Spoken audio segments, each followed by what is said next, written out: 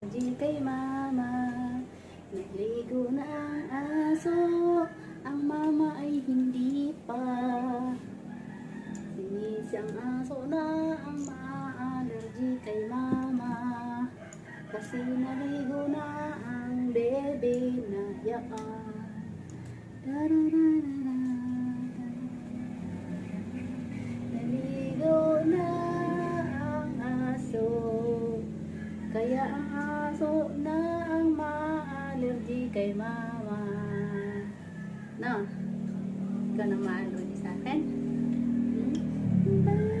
Bagong paligo ang bebe na yan. Ang mama na lang, hindi naliligo. Sana all ay nagasuklay. Si mama hindi na nagasuklay eh. Buti pang aso eh, nasusuklayan eh. Hindi naman kainam. Kainam talaga ang bebe na yan. Kainam talaga oh. Gustong gusto oh.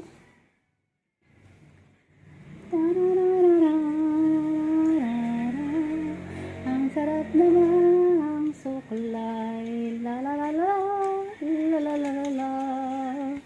Ang sarap-sarap naman. Ta ta ta ta ta ta ta ta ta.